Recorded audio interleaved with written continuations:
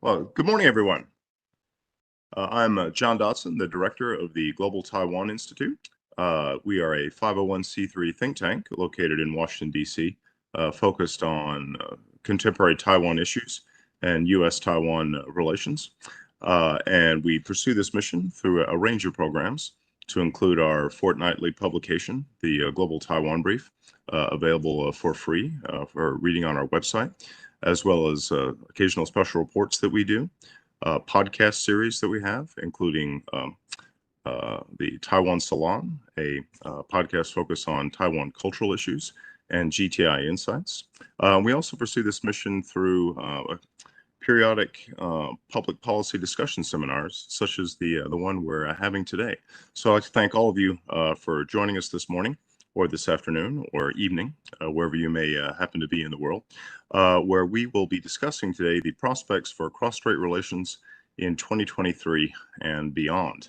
I think almost anyone would agree that the year 2022 was a very momentous year for Taiwan and developments surrounding Taiwan, to include an increasingly coercive campaign of People's Republic of China military activity, or coercive military activity, directed against Taiwan, as well as the visit in early August by U.S. Speaker of the House Nancy Pelosi to Taiwan, and the large-scale military exercises that the Chinese military conducted in the immediate wake of that visit, accompanied as well shortly after by the release of a new official PRC policy white paper on Taiwan from Beijing, which further asserted, in some ways in even stronger language, Beijing's claims of sovereignty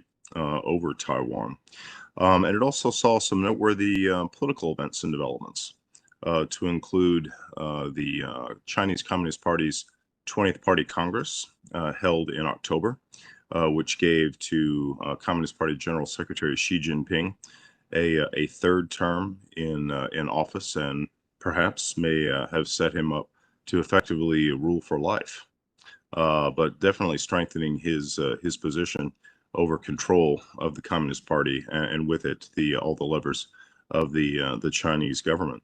It also saw noteworthy elections, not just in the United States in terms of the midterm elections to determine control of Congress, as well as governorships and a number of other state offices, but also Taiwan's own 9-in-1 elections, as they are called, which determine a great many mayorships and other local and municipal offices. So there's certainly a great deal to discuss today as we look forward to the year ahead and what 2023 might bring in terms of U.S.-China relations, U.S.-Taiwan relations, and relations across the Taiwan Strait between Taipei and Beijing. So we're very fortunate to be joined this morning, or as the case may be, later in the evening in Taiwan, by some very distinguished experts. We have with us today Dr. Chun-Fang Yu, who is an assistant professor of political science at Suzhou University in Taipei. His research interests include authoritarian politics, party politics, political behavior in new democracies, and the trilateral relationship between the United States, China, and Taiwan. Dr. Chun obtained his PhD in political science from Michigan State University, where his dissertation topic was on ruling party institutionalization in autocracies, perhaps something with direct relevance to the Communist Party, the Chinese Communist Party, and our discussions here today. His research has been published in a number of academic journals, to include Political Science Quarterly, the Journal of East Asian Studies, and the Journal of Asian and African Studies. So, Dr. Chun, thank you very much for joining us today. Thanks.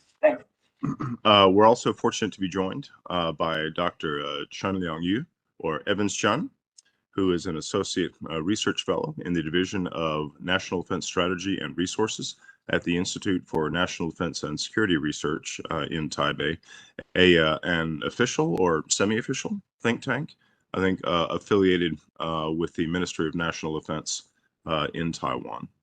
Dr. Shun received his PhD in political science from the University of California, Riverside, and his research and writing has focused on topics to include U.S. foreign policy, Asia-Pacific regional security issues, and Taiwan defense issues. And in addition to commentary in media outlets, his research has also been published in a number of academic journals, to include the Journal of Indo-Pacific Affairs, Eurasia Studies, and the Review of Global Politics. So, Dr. Chun, thank you as well for joining us. And once again, a special note of thanks to both of our participants from Taiwan for joining us at an uncivilized hour, beginning at 10 p.m. So we're very fortunate to have the benefit of your expertise, and also your very kind willingness to do so at such an inconvenient hour. So thank you to you both. We're also joined today by Dr. June Teufel-Dreyer, who is a professor of political science at the University of Miami, as well as, I should note, a member of GTI's own advisory board.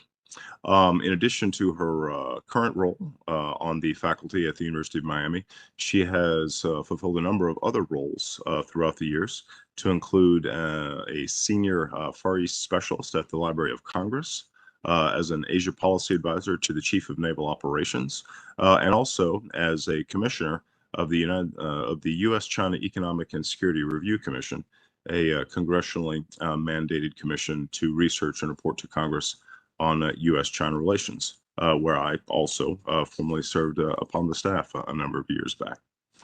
So, Dr. Dreyer, thank you very much for joining us today, ma'am. I am waving to you, but you can't see me waving. The button says that it was looking for a WebEx connection to the video, and then it informed me it couldn't find a WebEx connection to the video. So I don't know what to do, but at least I can't worry about having a bad hair day, right? All right. Well, I do apologize for the technical issues on that side of things. We will continue to see if we can troubleshoot that and get that figured out. So I apologize for that. We can hear you just fine, though. Great. Okay. All right. And last but not least, we also have with us Dr. Scott Kastner, who is a professor in the Department of Government and Politics at the University of Maryland. Dr. Kastner's research has focused primarily on the international politics of East Asia, and he's the author of multiple books, to include War and Peace in the Taiwan Strait, his most recent book, China's Strategic Multilateralism, Investing in Global Governance, and Political Conflict and Economic Interdependence Across the Taiwan Strait and Beyond. He obtained his PhD in political science from the University of California, San Diego, and is also published in a range of academic journals, to include International Security, the International Studies Quarterly, Comparative Political Studies, and the Journal of Contemporary China. And I see, yes, Dr. Dreyer, we see you, ma'am. I had the feeling that if I pressed enough buttons, eventually something would work. And this always has the hazard that if you press the wrong button, everything disappears and never comes back. So I am absolutely delighted to be with you.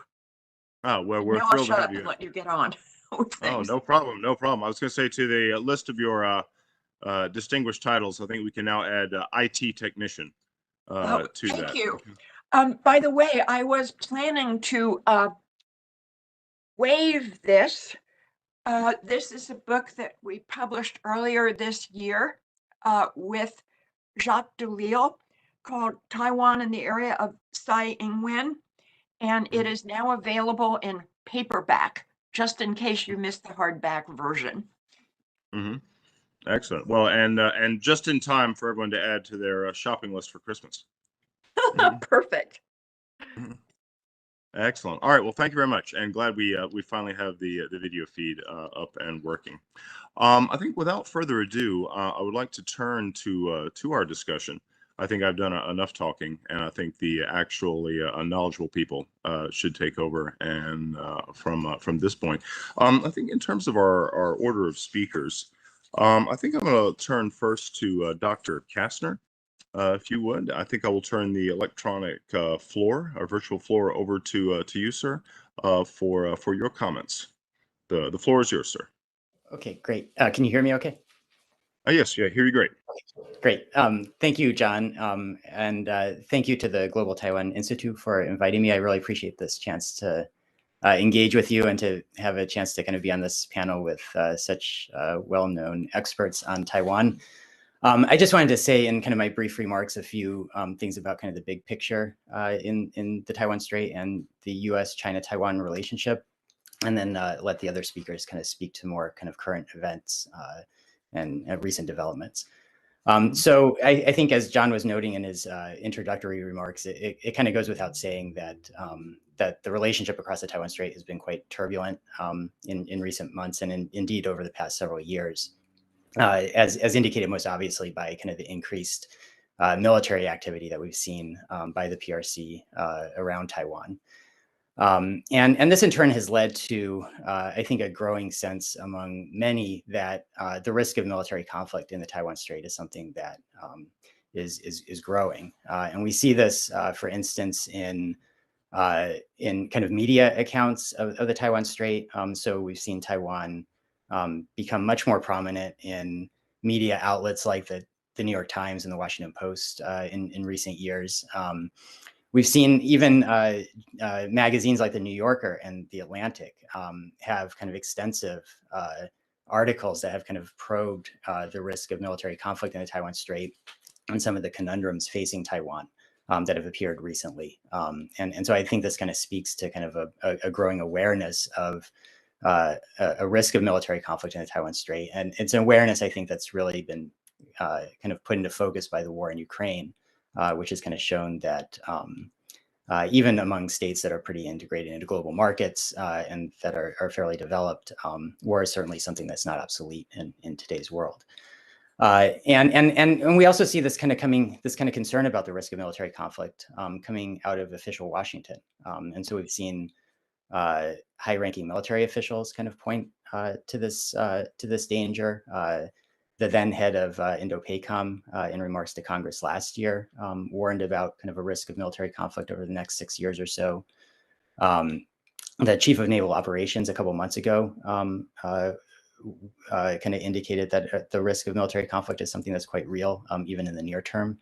And the Secretary of State, Antony Blinken, in remarks a couple months ago, kind of hinted at a growing risk of military conflict in kind of noting that he believed that China under Xi Jinping is on an accelerated timetable for dealing with the Taiwan issue. So it's something, kind of the risk of military conflict is something that's getting a lot of attention. And I think with fairly good reason. There certainly are kind of some reasons to be concerned about where things are going in the Taiwan Strait.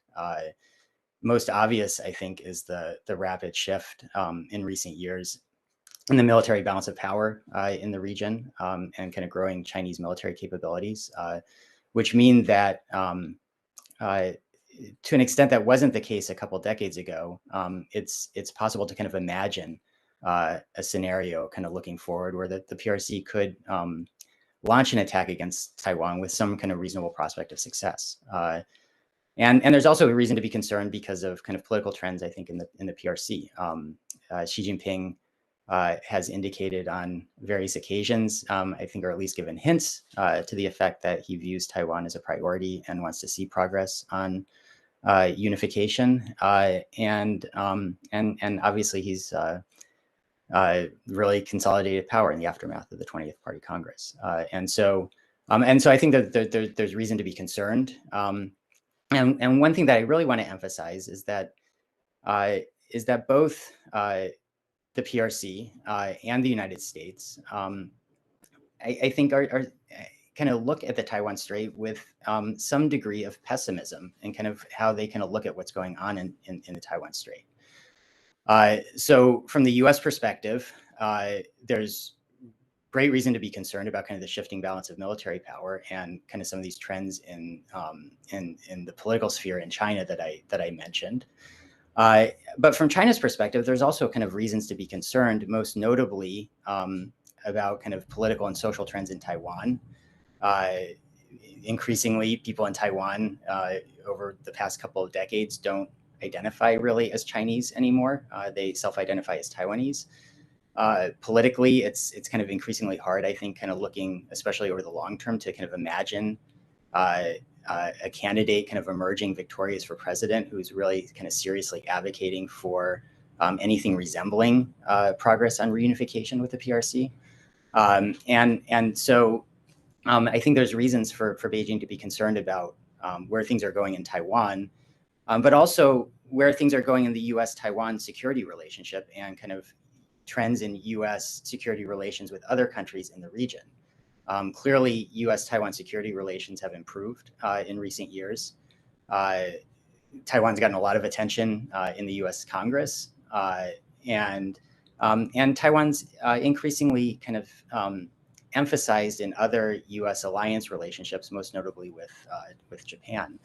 And so I think that the PRC is concerned about these trends. And this kind of pessimism that we see, I think, in both the United States and the PRC about, to some degree, kind of where things are going in the Taiwan Strait, I worry kind of gives rise to what sort of looks like security dilemma dynamics, where both the United States and the PRC at times kind of frame what they're doing with regard to Taiwan as kind of reacting to what the other side is doing. And so the United States often kind of frames efforts to improve security ties with Taiwan or to kind of make Taiwan more central in other alliances as reacting to kind of a growing threat against Taiwan coming from the PRC, as evidenced by not only the PRC's military modernization, but also the military activities that's been undertaking around Taiwan, kind of frequent incursions into Taiwan's air defense identification zone, crossing the midline, circumnavigating the island with military aircraft and so forth. And so often these are kind of framed as kind of reacting to this kind of growing threat. But the PRC sometimes kind of frames its activities as also reacting, especially not only to kind of what's going on in Taiwan, but especially what's going on in kind of the US security relationship with Taiwan. And I think there's a great deal of concern about that. And so I am concerned about kind of the possibility of kind of a security dilemma dynamic and action-reaction spiral kind of developing in the Taiwan Strait. Okay, so I think there are reasons to be very concerned about the risk of military conflict and kind of the risks of kind of increased or continued hostility in the Taiwan Strait. But I want to kind of conclude my brief remarks by just kind of emphasizing as well that I do think that there are reasons to be at least somewhat guardedly optimistic about the ability of the parties to avoid military conflict. I do not personally view conflict as at all inevitable. And I think that there are still very powerful stabilizing forces at play. Most obvious, I think, is the reality that a military gambit by Beijing remains an extremely kind of risky proposition for the PRC. And I think the war in Ukraine has kind of really illustrated how risky that could be. It's very likely that the United States would become involved in some way in a conflict, and that means that it could escalate with unpredictable consequences for the PRC and certainly the possibility of kind of catastrophic military outcomes. And more broadly, I think it's really important to emphasize that all three parties, the United States, China, and Taiwan, continue to have a pretty significant stake, I think, in maintaining some semblance of stability in the Taiwan Strait. Even though we've seen this kind of deep rift emerge in US-China relations over the past several years, and kind of some steps toward decoupling occur between the two economies, including the trade war, it remains the case that the two economies continue to be highly intertwined economically. The PRC continues to be highly integrated and dependent on access to global markets. Taiwan is highly integrated into global markets and is kind of still critical for kind of key components like most obviously advanced semiconductors. And what this means is that I think a war would be kind of catastrophically costly for all three parties. And I do believe that this continues to act as a significant constraint on conflict. So I'll just kind of stop there and turn it over to the other presenters. So thank you. All right, thank you very much, Dr. Kastner. I think that is very helpful in sort of helping to frame some of these issues in a larger sense. And I took away from your comments. Well, I mean, there's a number of questions that occur to me, but particularly I'm really interested in this the sort of the I would say the underlying fundamental dynamics underlying either problems in cross-strait relations or the fundamental problems between China and the U.S. in terms of security competition. And again, this question as to, are we or are we not locked into a future of conflict or confrontation because of these sort of the underlying fundamentals, the tectonic plates, I guess it is, or is there a way to look past that? And are we either locked into, again, as you referred to it, an action reaction cycle in a more immediate sense, or even stepping back from that if there is indeed a Thucydides trap, as is often invoked between the U.S. and the United States and China? Is that genuine or not? So, but again, perhaps something we could get into a little bit more in the discussion or the Q&A later. And with that, I wanted to pause for a moment to say once again, to give a note of thanks to our audience watching online, and to remind all of you that you too are part of this conversation. And after our panelists have had their chance to speak with their introductory comments, we will be turning to questions and answers later on, for which we would very much welcome your participation. If you do have questions that you would like to direct to our panelists, you can either enter them into the YouTube chat room if you're watching on the YouTube live stream, or you may email questions as well to contact@globaltaiwan.org. Again, contact@globaltaiwan, all as one word, no periods or underscores, globaltaiwan.org. So please do so, and we will look forward to your questions. I think I would like to turn next to one of our participants from Taiwan. I'm going to turn to Dr. Chunliang Yu, or Evans Chun, as many of us know him, who I had the chance to meet briefly earlier this year on a visit, and who I believe was a previous research fellow at GTI for a time, I believe. But once again, we're scholar. I'm sorry. Go ahead. Visiting scholar to GTI. Yeah. Well, again, so I think I'm going to turn the virtual floor over to you, sir, for your comments. So please take it away. Okay. Yeah. Thank you, John, and also thanks for the invitation from GTI. The topic assigned to me is to talk about the security dynamics surrounding Taiwan. So today I will focus on three dimensions of China, the US, and Taiwan. And actually, as I discuss the factor of China, perhaps, is highly related to the US. So definitely I will talk about, the position of the United States, and then move on to talk about Taiwan. So let me focus on the situation after the CCP's 20th Party Congress in October. I think during the conference and after the conference, we can see Xi Jinping's power is much more stronger and more powerful. I think that's also more concentrated rather than before. So that means that the CCP or the PLA or Xi Jinping, they might be more active and more aggressive toward the Taiwan issue. So let's look at the personnel or the position assignments for the Central Committee of the CCP. We can see Zhang Youxia is still the member of the political bureau of the Central Committee of the party. And definitely, he is the deputy chairman of the Military Commission of the Central Committee. And the new one, and also the second one, we can see He Weidong. He's also the second member of the political bureau of the Central Committee of the party. And he was the former commander of the Eastern Theater Command. So media, international media analysis mentioned that, well, look at this, position assignments.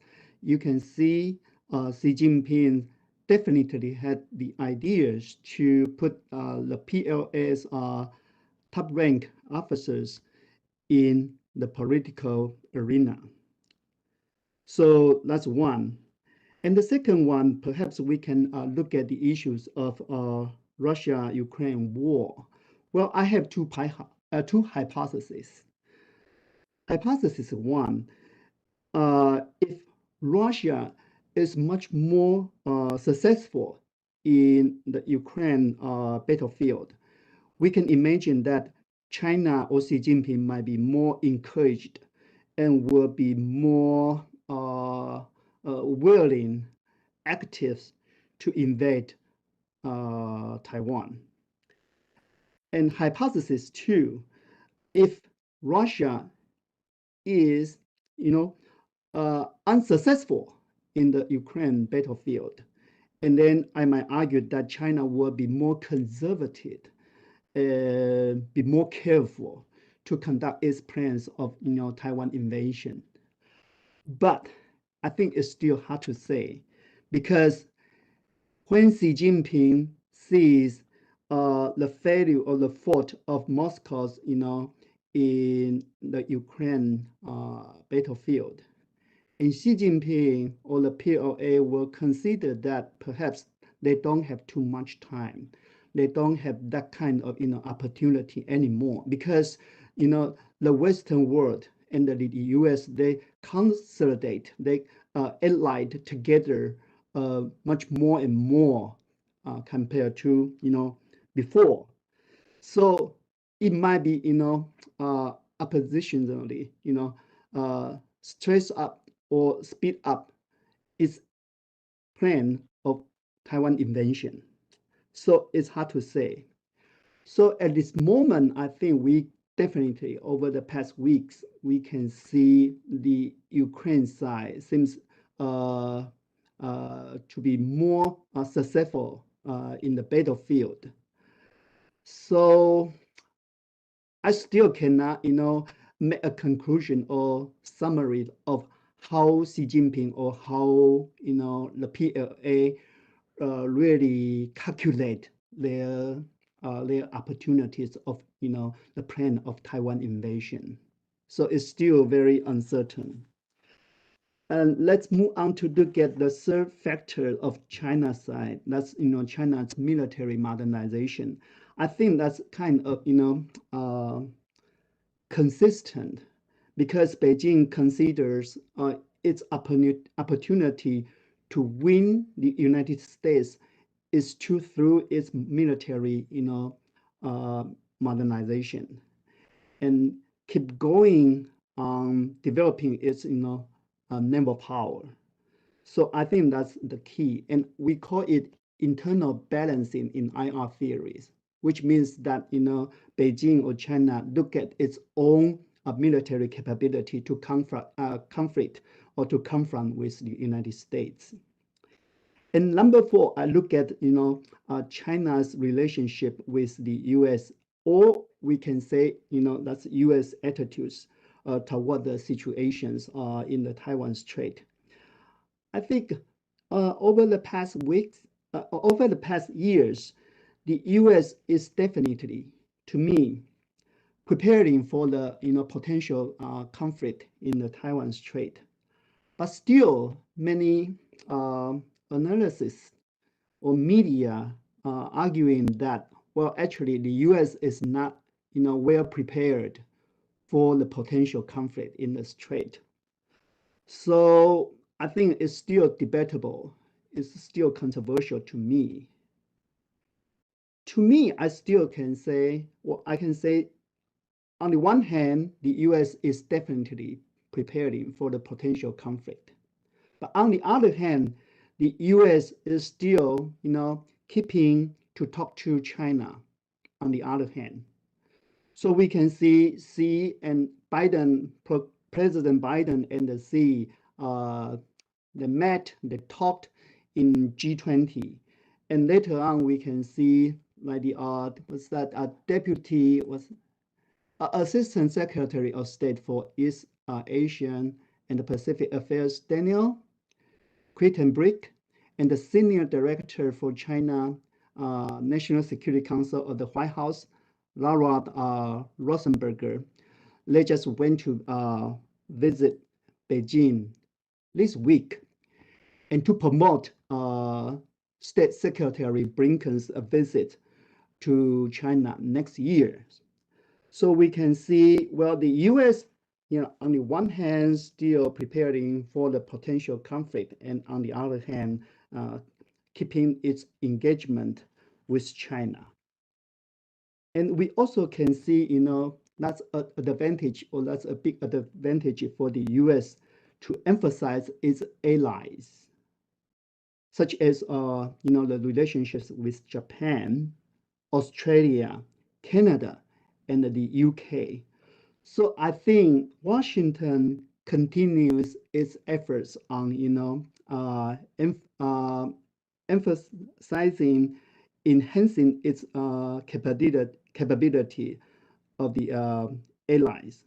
And recently, probably we can see, AUKUS maybe will plus Japan in the future. So probably I cannot agree with that, some media mentioning that, the U.S. is not preparing, probably is not preparing very well for the potential conflict, but I think the U.S. is doing something. Okay, let's move on to the Taiwanese side. Well, in my observation, I think well, some of my American friends and also friends who serve in international media question me that, they question that, if Taiwan is really determined to self-defense or not. To me, I think the DPP government or the President Tsai Ing-wen, under her leadership, I think over the past years, Taiwan definitely showed its determinations to reform some military agenda. But to be honest, in my observations and also to my friends who serve in international media, they probably will say, it's still not enough.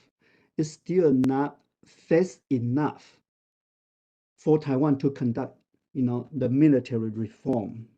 And that's kind of, probably, Taiwan's, determinations of self-defense is not strong enough. So that's another issue. And number two, I think we can see the U.S. or the Biden administration still continue arms sales to Taiwan. Just on December 6th, the Pentagon also approved the 7th arms sales to Taiwan. So I think over the past years, militarily, politically, economically, I think Washington definitely promotes a lot its support to Taiwan. Okay. And then number three and then number four, I will focus on Taiwan's domestic politics related to military issue. One is about the extensions, the issue of extensions of the military service for Taiwanese people. I think that's part of Taiwan's domestic politics. And it's very controversial and very political to the people, to the nation, also to the international society or to the U.S. Well, under this kind of circumstance, definitely we might argue that that's correct to extend the period or the years of military service, but it's still very controversial, or is still opposite to some of Taiwanese politicians or Taiwanese political parties on the islands. So what's the main reason of the debate on this issue? And then we can move on to look at perhaps the KMT or the opposition, they probably don't agree with or support the extension, because that's kind of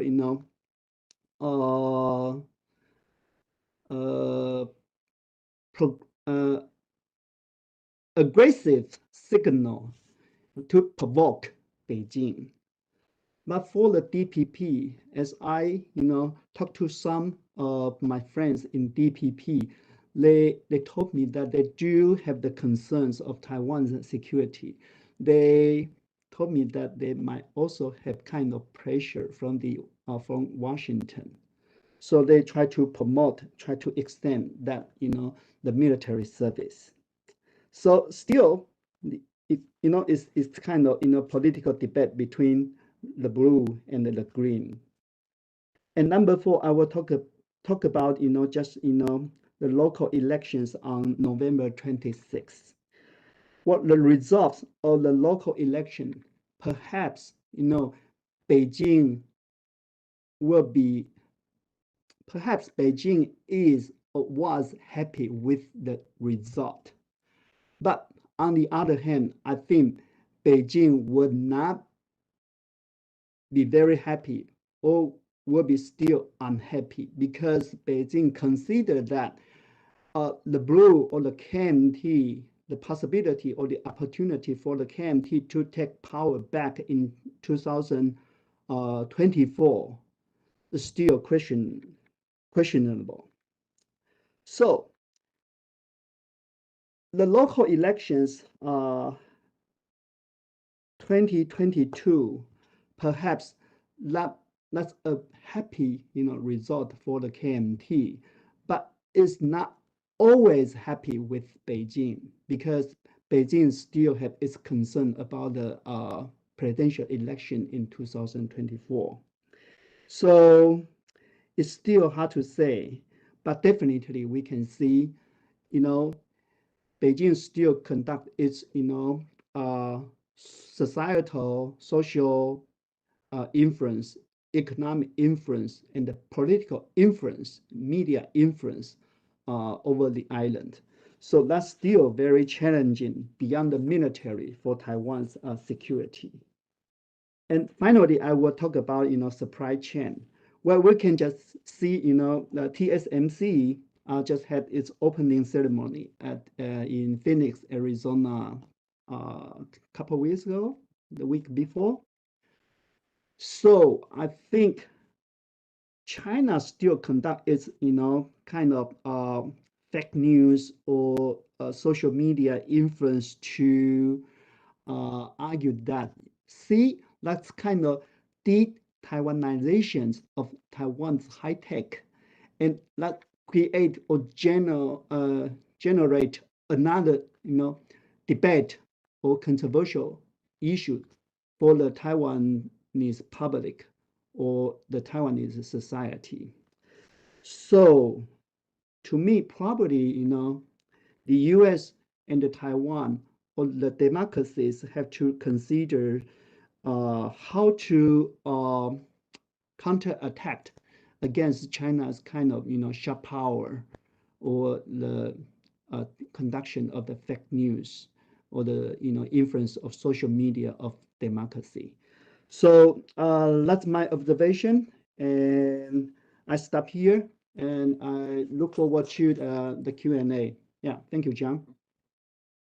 Great. Thank you very much, Dr. Chun. You've certainly given us a great deal to think about there. And again, a very sort of comprehensive overview of the different security issues affecting Taiwan and affecting Taiwan and U.S. relations. In regards to that, I mean, something I might be curious to ask you a bit more about, or to draw out a little bit more in the Q&A, is a topic that I personally find to be of great interest, which is the sort of the dynamic of sort of discussions between U.S. And Taiwan defense planners and scholars and commentators, and some of the differences of opinion or perspective that sometimes appear to be present, and some of the frictions that may create. But again, it's something I might perhaps try to draw out a little bit more in the Q&A, because I'd be very interested in hearing your thoughts and perspectives on that. But once again, thank you for your comments. I think next I would like to turn amongst our speakers to Dr. Dreyer, who has both a long career focused on the study and analysis of elite politics in the PRC and within the Chinese Communist Party, and a great deal of detailed research on the PRC political system and how it operates, as well as I believe a recent extensive commentary on the 20th Party Congress that was published through the Foreign Policy Research Institute, and which I read with great interest. So, and I'd be very much interested in hearing Dr. Dreyer's comments on the 20th Party Congress and other recent political developments that could affect all these. Again, the trilateral relationship between the U.S., China, and Taiwan. So, Dr. Dreyer, I think I will turn the virtual floor over to you, ma'am. Thank you very much, Mr. Dotson. I'm pleased to be here. And Professor Chun, you've given us a great deal to think about in your commentary. And one of the threads I'd like to pick up for a moment before we get to the 20th Party Congress is to what extent Ukraine is a model. And you raised the hypothesis, number one, that Russia wins. I would say that train has left the station. Russia has not won. And I cite as my authority the commander of the British forces on page 1 of today's Financial Times. And he said, Russia has lost. It is running out of ammunition. And, of course, it's very difficult for somebody like Putin, who has a very healthy ego, shall we say, to say, okay, I'm out of here. But he has run out of ammunition, whereas many, many countries continue to supply Ukraine. And the initial objective, and I regret to say, one of which was shared by our military experts here in the United States, was that it was all going to be over in a week. Putin was going to install a puppet government in Ukraine, and the annexation would be complete. Now, having said that, is Ukraine a model for China? Looking at that, is it going to see this as a deterrent? And I think the answer is they're saying we can learn from this and do it better. And second, pointing up the differences between Taiwan and Ukraine. And this is not always to the benefit of Taiwan, because what happened, and I'm not sure this has been in the papers very much. Journalists tend to concentrate on what's going on right now. But the United States military has been quietly, not secretly, but quietly training Ukrainian military since 2014, ever since the annexation of Crimea. And the Ukrainians are eager pupils. They also have a number of Russian model weapons, some of them manufactured in Ukraine, and they are very good at maintenance. Whereas in the situation in Russia, you have the Russian military below the ranks of the top generals is not very enthusiastic about the war in Ukraine. And Russian maintenance has always been awful. And you've seen that with tanks, the treads are coming off and things like that, and sloppy repairs. So the PLA is doubtless saying that's not going to happen with us. Also, the Russian military is low. It's getting conscripts. The conscripts are ill-trained. They are unenthusiastic about going into battle, even when threatened with being shot in the back by their officers. They are eager to defect. And this is probably not going to be the case with the PLA,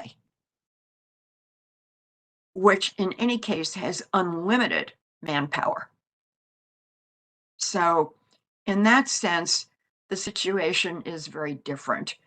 Now, what about, okay, in Ukraine, Russia can invade across the border. Not so in Taiwan, but not to the advantage of Taiwan. The Taiwan has been neglecting its military for decades and decades. The shortening of the period for enlistment is shockingly low. And particularly when you're dealing with more advanced weapons, you need more time training them. And this is just not happening. And in a way, one of Taiwan's enemies is its high-tech economy, because there are better jobs in high tech than there are in the military. And another issue is that if the decision is made to invade, the PLA has big advantages. If you look at the two coasts of Taiwan, the major ports are all on the western side, i.e., closest to China. The ones on the eastern side are smaller. They have a limited capacity, and we had no doubt that the Chinese could impose a successful blockade on the western side. They would have a harder time on the eastern side, but the ports on the eastern side, Suao, etc., are not capable of absorbing what is needed to sustain Taiwan. And furthermore, once you get there, let us say you got the equipment in, you have to get it over the mountain hump to the western side of Taiwan, and that is not going to be easy. So military experts think that that China would be able to sustain that blockade indefinitely. I am not a logistics expert, so I have to take what they say on faith, but they sound to me as if they know what they're talking about. The other problem is that the United States, like a number of other powers, has a very fickle public opinion. They're in there swinging at the beginning, and the longer something goes on, the less enthusiastic they get. And a number of my friends who are staunch conservatives are saying, how long are we really going to stick with Ukraine? I'm shocked by this. Ukraine is not Afghanistan. We should have got out of there long ago. But I'm shocked by what they're saying. And could they say the same thing about Taiwan? The other thing is the shocking level of ignorance that goes on. I have actually heard people say, at least one person say, well, the PLA could carry out a surgical strike against Taiwan, and nothing would happen to the computer chip industry in Taiwan. That, ladies and gentlemen, is ridiculous.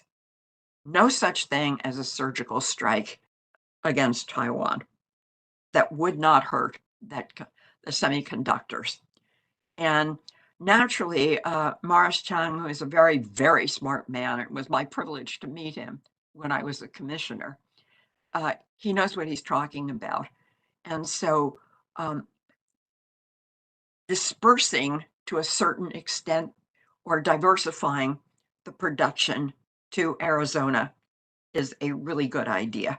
And however, the high-end chips are going to continue to be made in Taiwan.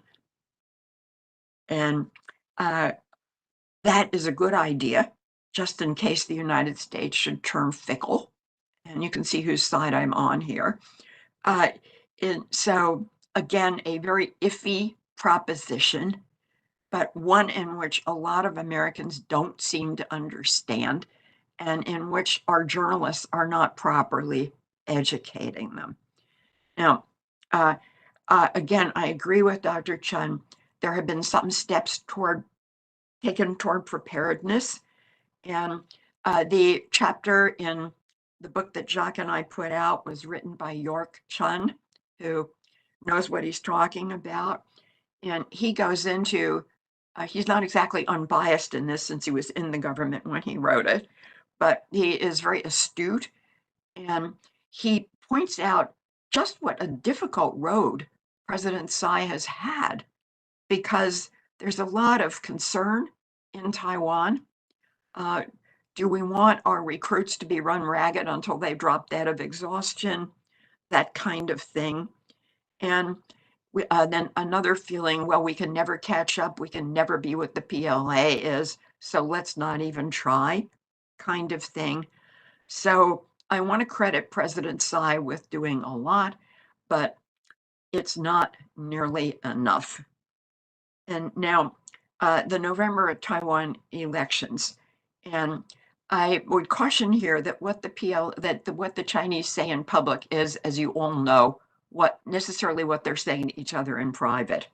And what you will see if you read the Chinese newspapers is, oh yes, the Taiwan voters have repudiated the DPP and its hardline attitude, and it doesn't show a darn thing, because probably those elections were local,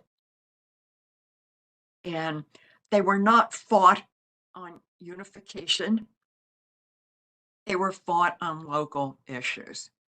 Now, I also know, again, from my time on the commission, that the analysts, the guys you meet, and unfortunately speaking as a feminist, they were all guys, once I met, were very well informed and very rational on whatever topic you gave them.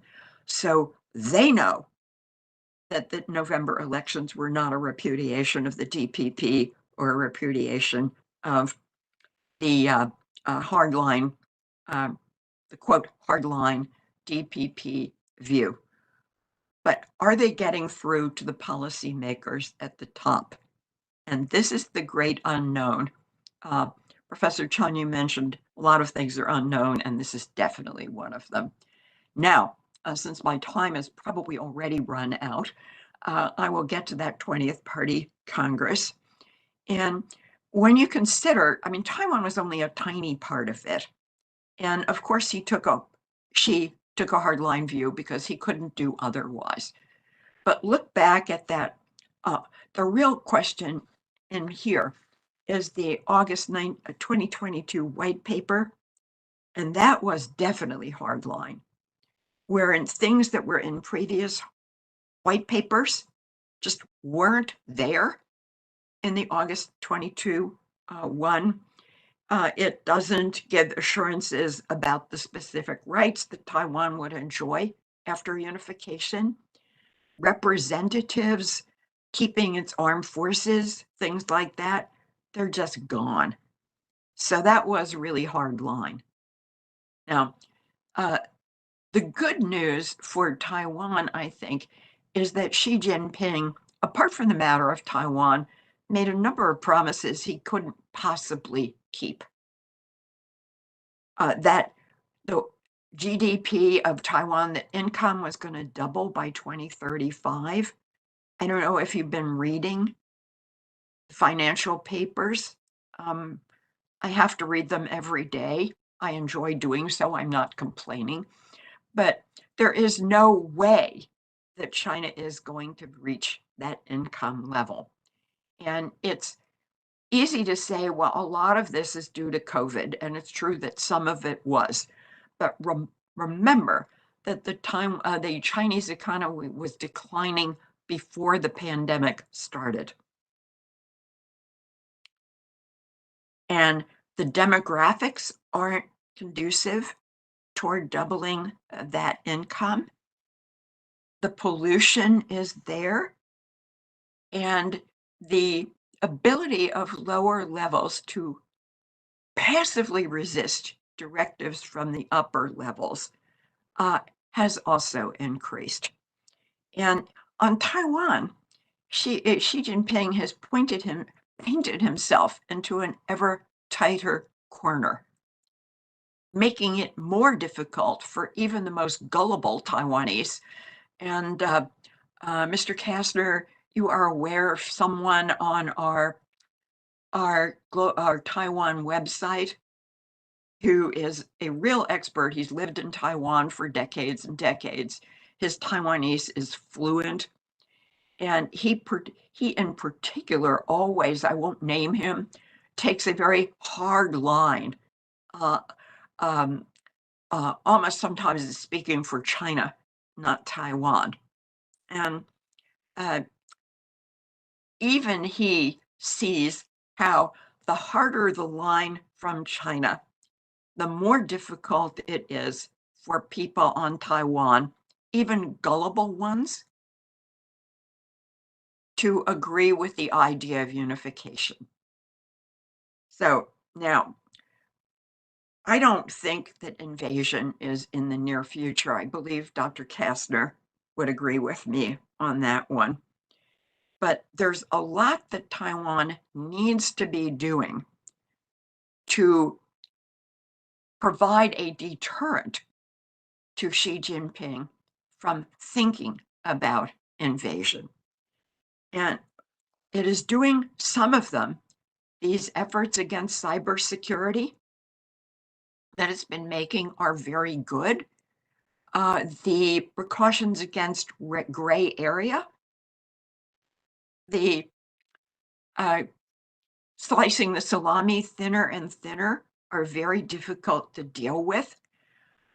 Here, the role of Japan comes in, and I find Japan difficult to deal with because the language itself is very slippery. Sometimes I wonder if the Japanese themselves know what they're saying to each other because it's so heavily qualified with ambiguities. But there is no doubt that the LDP leadership is very aware that, as it says again euphemistically, a crisis in the Taiwan Strait is a problem for Japan. Der Tuten it is. And recently they have been making more efforts to really put some teeth in their cooperation with Taiwan, which first actually started that I noticed in 1999, but then stopped after Ma Ying-jeou became president, but then picked up again very rapidly.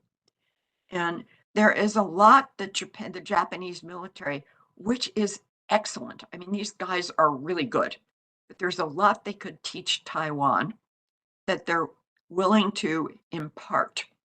The problem, again, is that the Japanese have tied themselves in knots over legalities.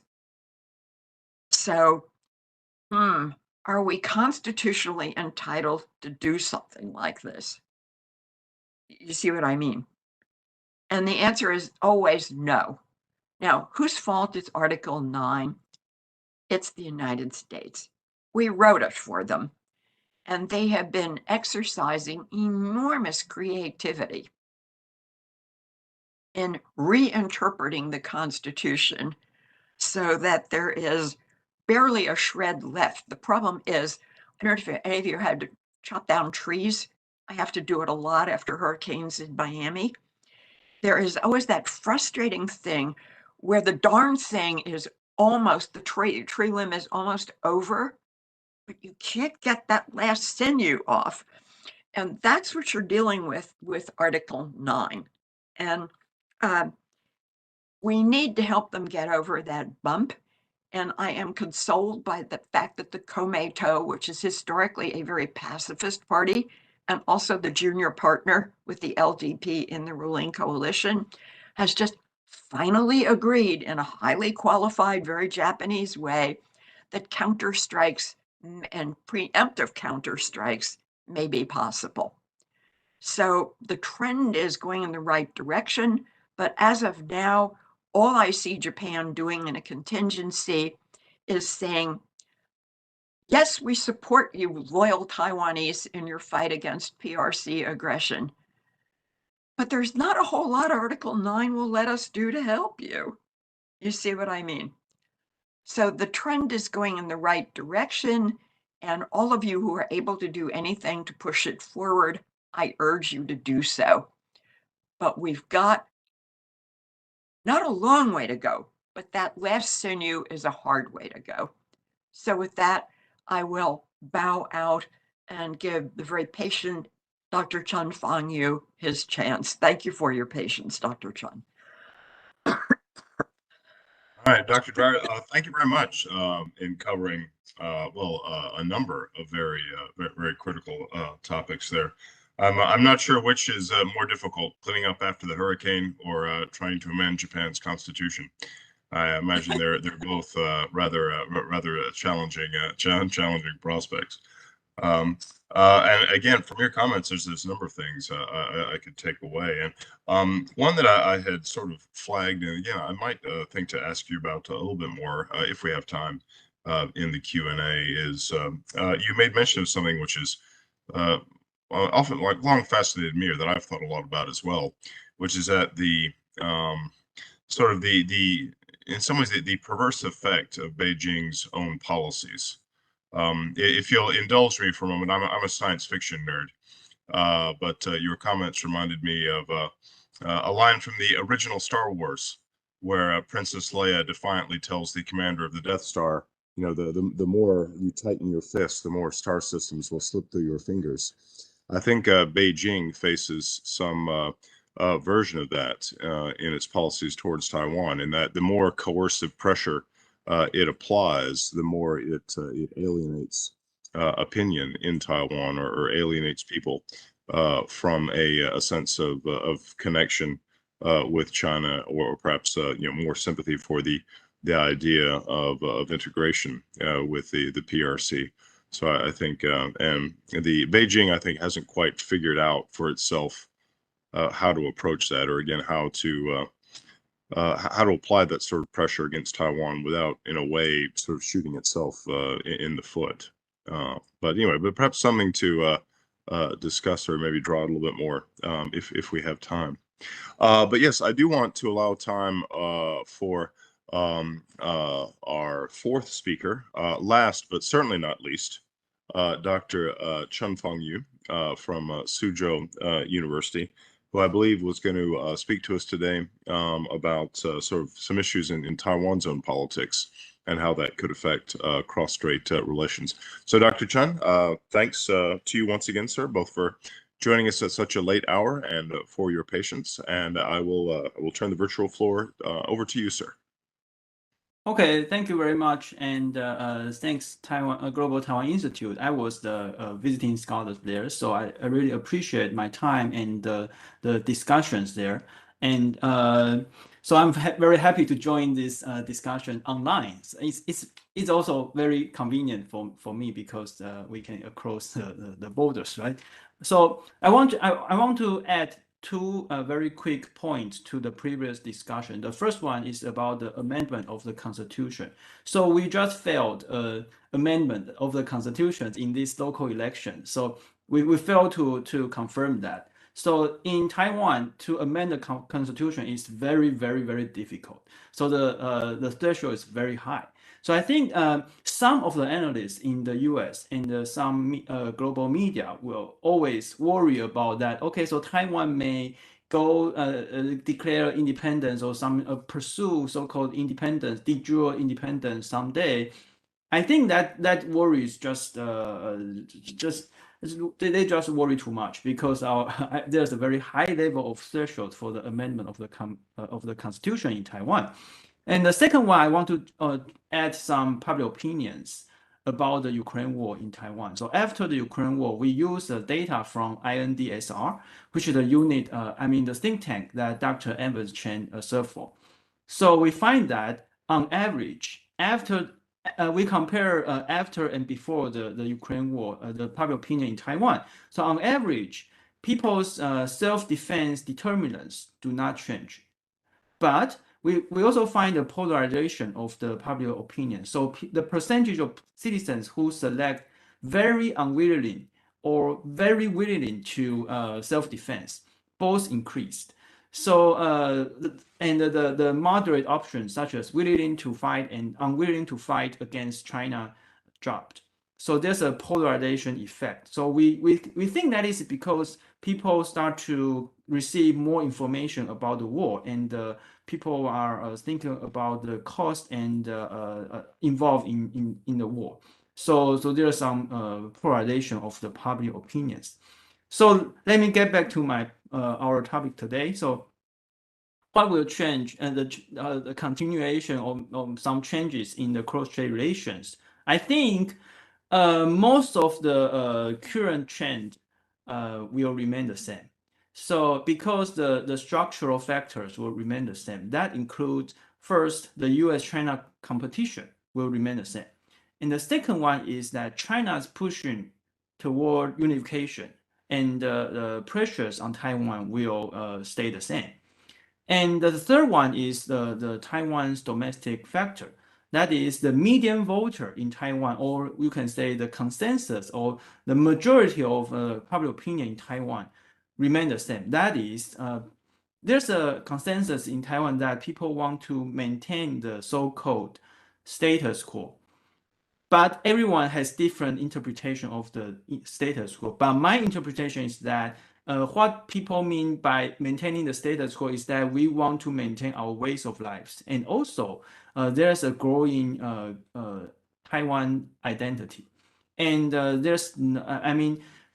maybe in 1 or 2 decades ago, people will fight against each other debate on the identity issue. But now it is no longer an issue, because everyone more and more people, on average now, is about 70% of people identify themselves as Taiwanese only. And if you see the younger generations, then that number goes up to 80 or 90%. So there's no identity issue anymore. And another consensus is that most of people want to defend and willing to defend for Taiwan when there's a conflict starting by China. So, but still, there's a myth, on the international media or from some international analysts, that we have seen so many articles right now, just as Dr. Kessner mentioned, that on the Atlantic, the New York Times, and other mainstream media, that, for example, there's an article titled in the beginning of this month that titled "Taiwan Faces its Ukraine Moment," and the content is that, okay, so let me read. The island's people seem blissfully oblivious of a looming conflict with China. The U.S. can't afford that luxury. So that the author says that, okay, so Taiwanese people do not care about the war and do not care about the conflict, and Taiwanese people are not well prepared, then the US should maybe care less about the Taiwan issue, something like that. So I think there's a misunderstanding of the facts. So let me give you some facts about Taiwanese public opinion. So indeed, 60% of people do not see there's an imminent war, coming from China. So that is according to a Taiwan Public Opinion Foundation survey. However, Taiwanese people do worry about war. So that is according to World Value Survey. So 70% of people worry about that the coming the potential conflicts. But people just don't see an imminent one, so an immediate one. Okay, so the most important part is that Taiwanese people are willing to defend for ourselves. So according to World Value Survey, again, 70% of people say that they are willing to fight against potential conflicts. And that number is consistent in recent years, and it is consistent over different kinds of surveys. Even after this election, there's a new latest surveys that show the similar numbers, 65, 70% of people say yes to the self-defense issue. So I don't think that some articles illustrate that Taiwanese people do not care. Yes, we do care about that, right? And there's another fact that Taiwan is always resisting and face China's pressures. For example, there's a lot of fighter jets and warships around Taiwan every day, and that becomes the new normal. And after 2018 or 2019, so that is a great pressure to Taiwan, and Taiwanese military is always ready for that and ready to defend and ready to react to that. And we must know this. And the Chinese fighter jets and the warships are crossing the middle line every day, purposely and frequently. So there's always the pressures there.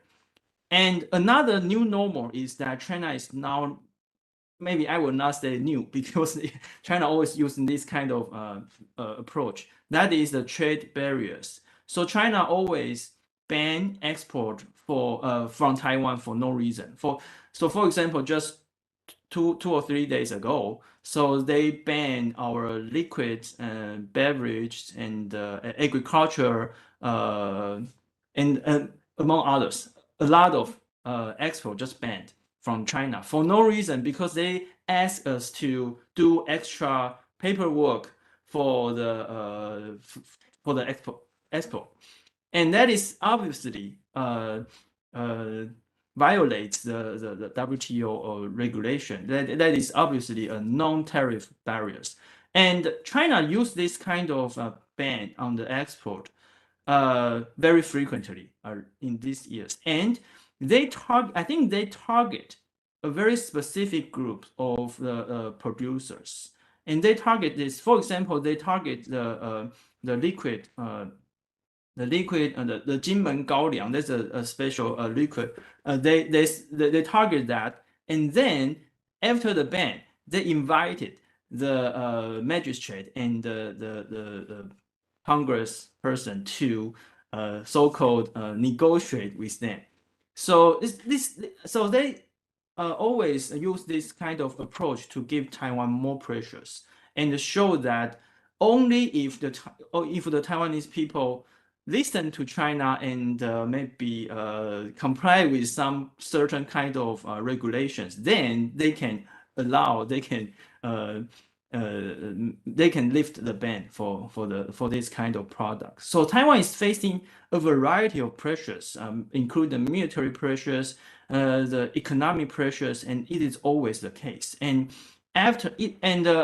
especially after Xi Jinping. So before Xi Jinping, there's a lot of beneficiary policies toward Taiwan. So China is expecting to buy support from Taiwan, but after, I mean, a decade long Xi Jinping's ruling, he started to have more and more pressures. So there's the beneficiary policies are there, but less. But we see more and more economic bans and military pressures.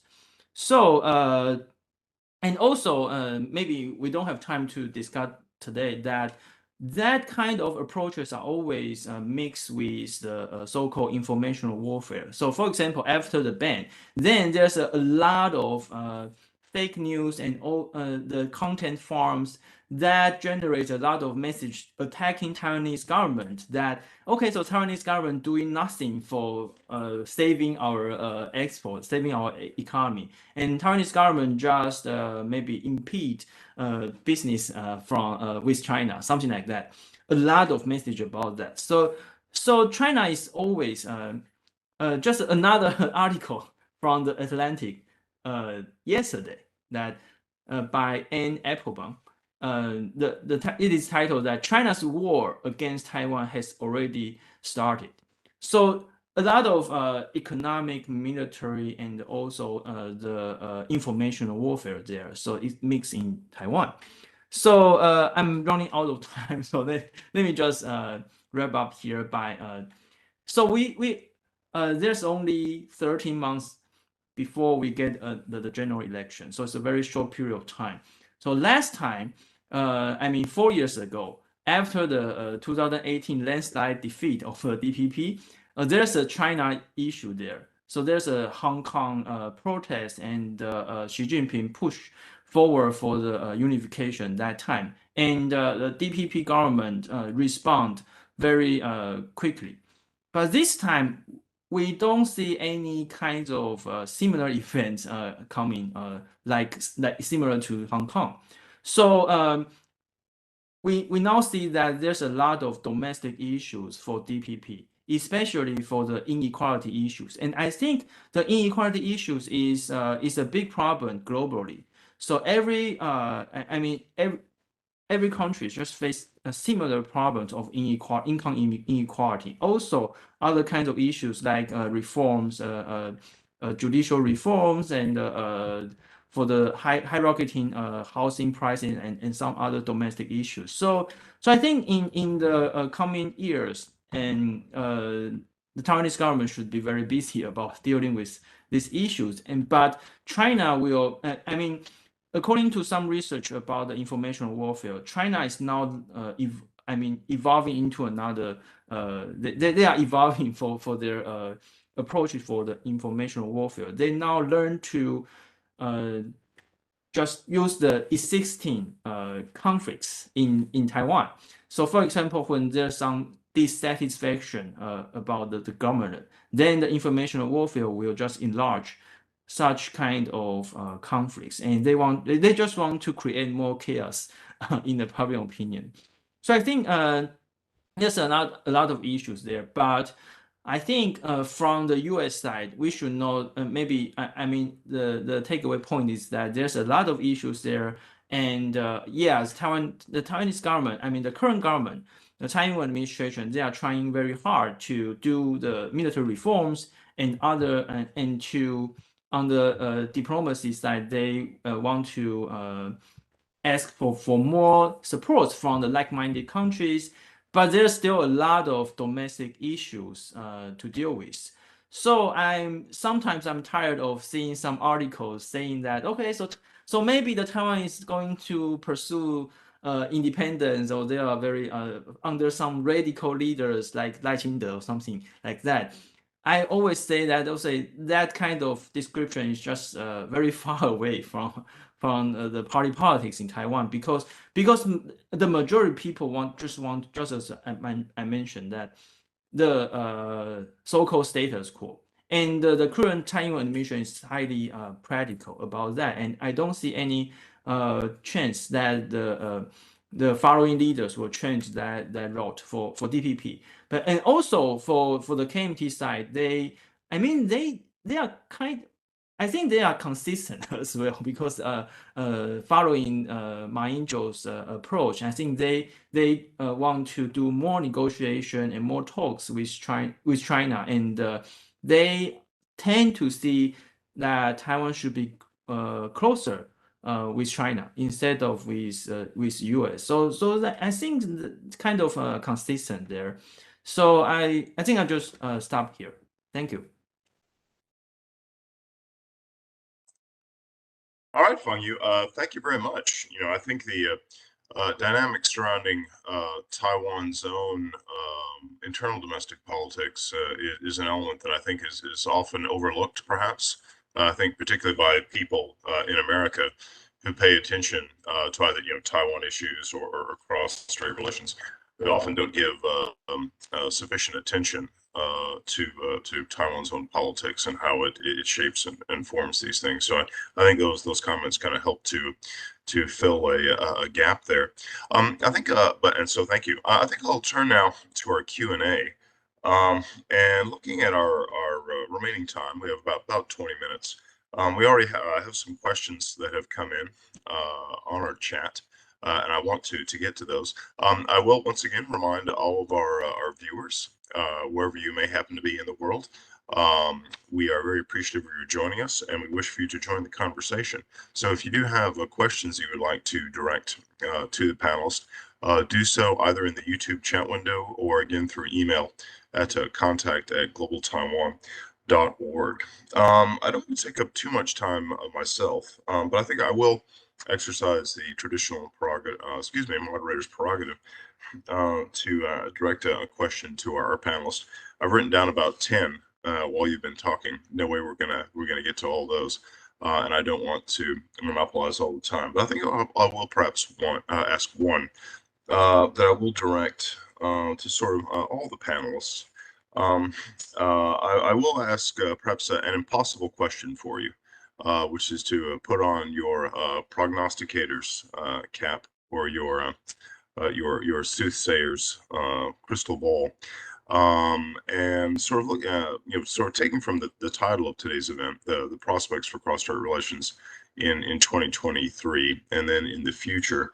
Like, I wanted to try to gauge your thoughts a bit further in terms of how some of the political events that we've seen this year, either, again, whether it's in terms of the Communist Party's 20th Party Congress or the elections held in Taiwan, or again, our own congressional elections here in the United States, are likely to shape cross-strait relations and U.S.-Taiwan, U.S.-China relations in the coming year. Do you see any of these events as being particularly significant, or do you think like they really haven't done that much to change the underlying fundamentals? And also, are there prospects that you would see perhaps for cross-strait relations to either get better or to deteriorate?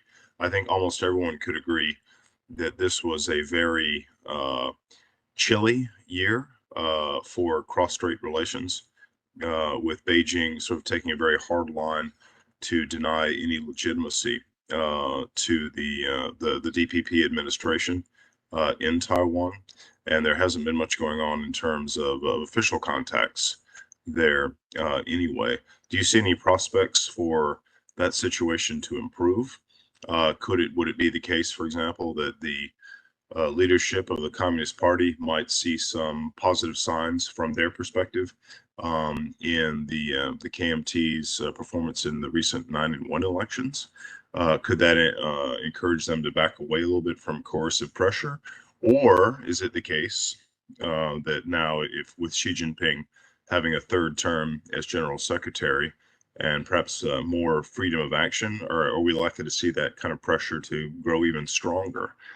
So just as a general question for our panelists, I wanted to ask how you would see those dynamics playing out or taking shape in the year to come, or perhaps in the next 1 to 2 years leading up to elections in 2024 in Taiwan. Do any of you have any thoughts or comments related to that?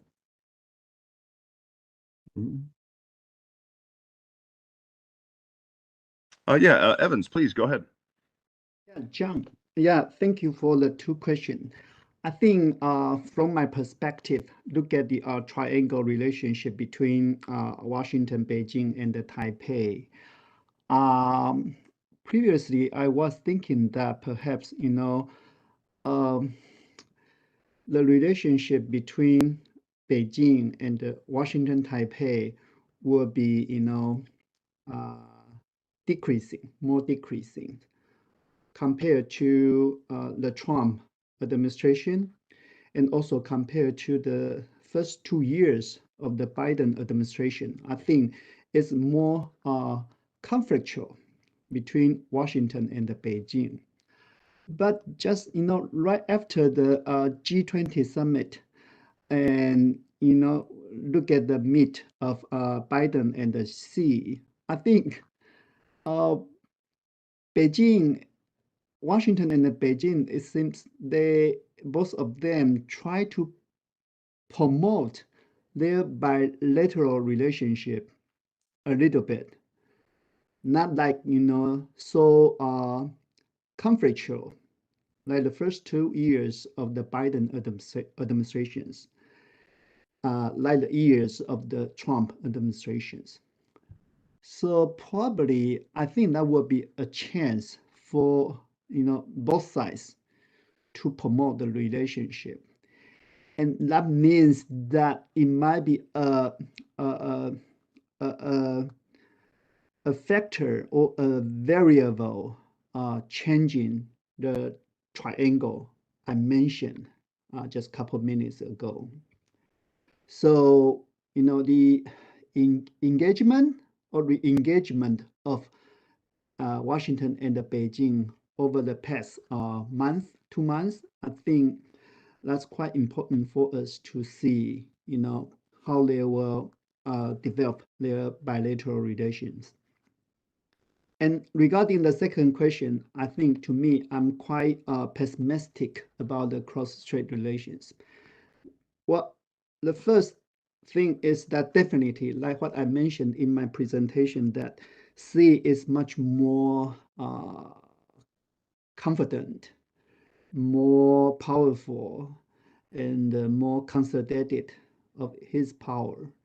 So he and the CCP probably will use, everything they can use, they can try. Definitely, all of this they already tried, and they might be still, keep going on this, approach, but will be more aggressive, more, acted for Beijing toward the Taiwan issue. So to me, I think, well, like what you say, Chile, or I think the relationship across the strait will be very, very cold in 2023. Yeah, thank you.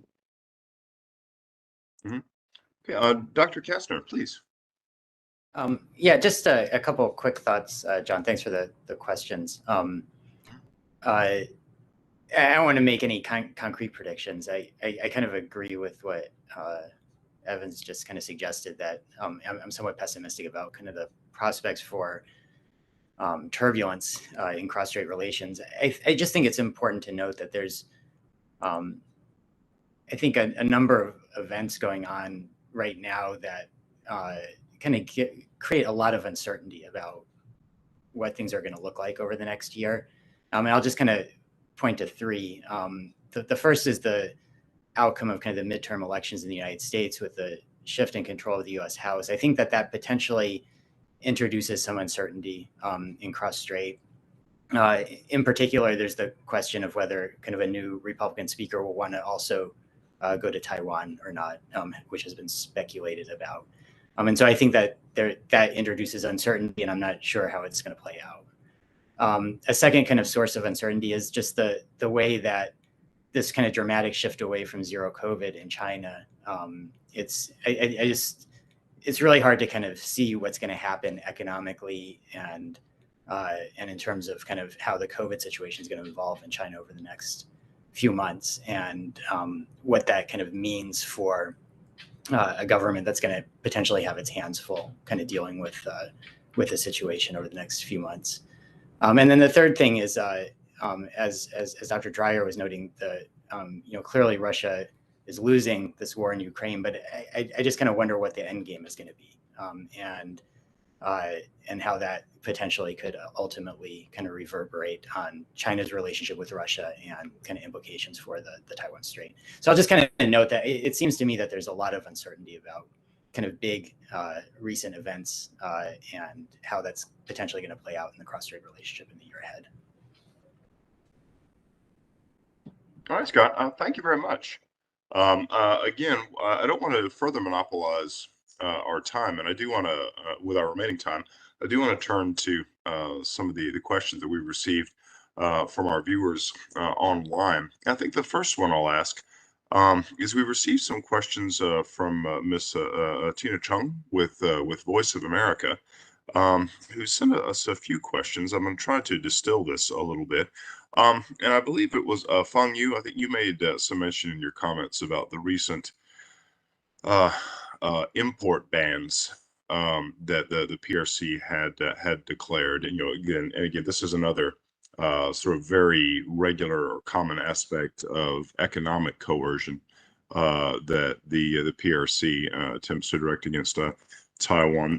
So Ms. Chong with VOA was referencing this and asking for the opinion of the panelists as to whether or not events such as this, again, with that being this most recent round of product import bans, is that likely to translate into votes ahead of the 2024 presidential and legislative elections in Taiwan? Or I guess put another way, is that likely to change one way or the other public opinion or votes in that next round of elections in 2024?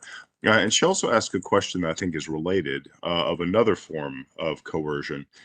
She mentions this week, I believe it was on Tuesday, we had seen a very large number of PLA military flights around Taiwan and across the Taiwan Strait centerline and into the air defense identification zone, and particularly a large number of, I believe it was maybe 18 H-6 bombers. I think it was. I'd have to go back and look at the specific number, but there's a very large number of PLA, I believe, Air Force bombers that flew into Taiwan's air defense identification zone. Again, another form. So we've sort of seen this week two forms of coercion, one economic and one sort of military and psychological.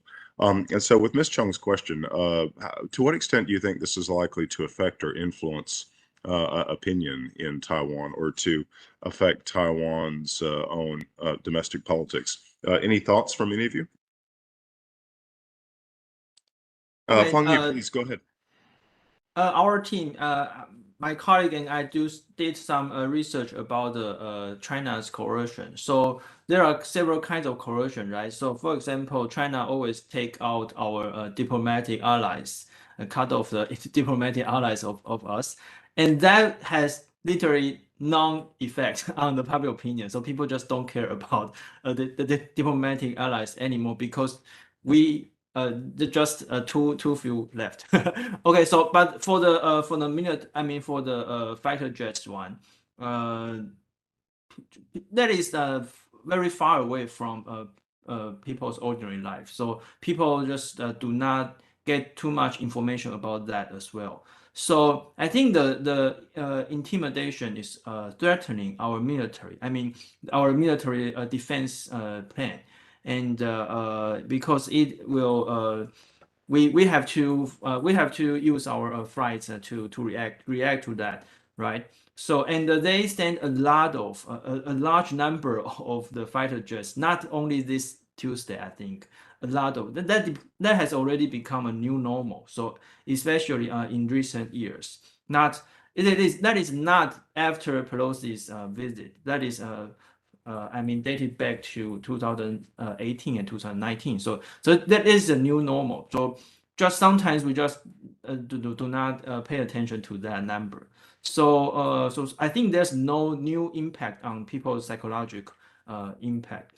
And for the economic coercion one, I think that will translate into votes if our government do not react to that. So for example, our government have to respond very quickly that the government has doing everything we can to help the farmers, to help the producers to mitigate such kind of impacts. And we have to fight back against the fake news that our government is trying to maybe have some trouble for the consumers, something like that. That is, we have to fight back against China's propaganda, also the fake news and also the content forms. A lot of fake news that blaming Taiwan for this kind of bans. So if you see that our news, some news even get to the mainstream, I mean the mainstream TV and or the newspapers that blaming our own government because China will say that okay that is your problem, that your product has had some problem, so that we ban for that. That is not true. So we have to fight back against this kind of propaganda, also the fake news against that. So also the government should make some policies to help the producers to sell their products, because they cannot sell to China anymore. And we have already highly dependent on the Chinese market for some products. So our government should come up with some ways to sell those kind of agricultural or other kinds of products. Japan is a new market for our the Taiwanese fruit, for example. So that is a positive example, but our government should do more to help those to help those companies. Yeah. All right, Fang Yu, thank you very much. We have several more questions that have come in, and I think I'd like to direct this one to the members of the panel. It's a bit speculative, but I'd be interested to hear what you might have to say. Miss Jenny Tong from Radio Free Asia has presented this question. Some scholars argue that 2023 could be a key year for a fourth straits crisis, as Taiwan's presidential election will be coming in 2024, and since Xi Jinping has consolidated his power. Do the panelists agree on this? So she seems to be asking, is it indeed the case? Are we likely to see a big increase in tensions in 2023? And again, sort of culminating in what she refers to or mentions as a fourth straits crisis. Do you think that's a reasonable expectation or assessment to make, or no? Would any of you have any thoughts on that? June, please go ahead. I have been, as a longtime Taiwan watcher, I have watched many predictions that, next year is the year. And for example, in 2011, people say, this is the 100th anniversary of the birth of the Republic of China. What a perfect time to push for unification. And then there will be others, it's Mao Zedong's birthday or something like that. And the predictions never really hold true. So I am anything but an optimist under normal circumstances, as all of you who know me can attest. But on this, I don't see 2023 as a particularly unusual year from any point of view. I think that Beijing learned its lesson many years ago, that trying to push votes for a particular candidate only makes votes for that candidate's opposition. And I think they are going to be hard put to find anything to criticize Lai Ching-te, William Lai, on. He's not going to give them anything. What worries me is the blankety blank Western journalists who keep saying he's a hardline anti-unificationist. If there is only something we can do to shut these people up or educate them, and there is a wonderful word for that in German. It's Quatsch. It's not a curse word, but it essentially means garbage. And I keep seeing it again and again and again. We have shown that Nancy Pelosi's visit will arouse predictable ire in Beijing. I think that if Kevin McCarthy visits, you can expect to see more overflights, because the PLA, Xi Jinping, thinks he has to do something. But I don't see it as a major escalation in tension. And now I will shut up and let one of you pessimists take over. Yes, are there any pessimists on the panel? Evans is prepared to take the pessimist position. Please go ahead. Yeah, I agree with Professor Joyer's points that perhaps, not perhaps, absolutely, I think next year, 2023, will be still very normal. But here, probably, I will share with our audience that we get to tell the distinctions between unreal crisis, which means that it's not a full-scale, invasion, compared to another one, a real one that's, full-scale invention.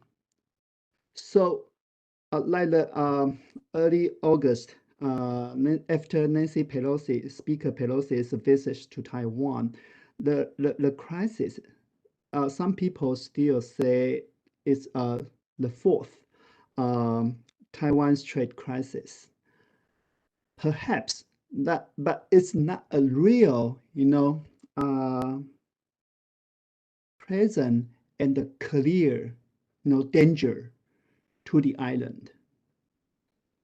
But if you see, the PLA really had the intentions and the practice to deploy their landing forces by the coastline of Fujian, Zhejiang, and or Guangdong. We can predict that might be a, highly related to a full-scale, Taiwan invention. And to me, that's really a, danger, a crisis. So the point is to look at if the PLA really want to conduct a, full-scale, big-scale landing operation. I think that's the key. Thank you. All right. Thank you, Evans. With that, we have, well, both more questions in the queue, as well as several that I've written down myself. One of the problems with these sorts of events is there's always many more questions, many more topics we'd like to delve into than we have time.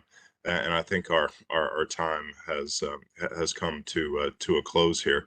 At any of our live events, we would offer a brief round of applause for our panelists. We can't really do that as well in a virtual environment, but I would like to take a moment to extend my thanks once again, both to everyone in our audience who joined us for this online discussion, and particularly for our panelists, Dr. Scott Kastner, Dr. Jun Teufel-Dreyer, Dr. Chen Liangzhi, and Dr. Chen Feng Yu.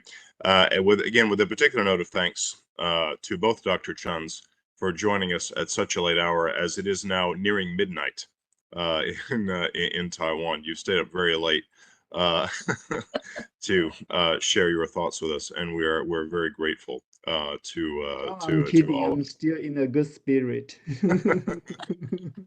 Excellent. Well, this will be GTI's last panel discussion event or public seminar for 2022. We will have more that we are planning for 2023, and so please keep an eye on our website. That is globaltaiwan.org for updates on further events, and we will once again look forward to seeing you in 2023.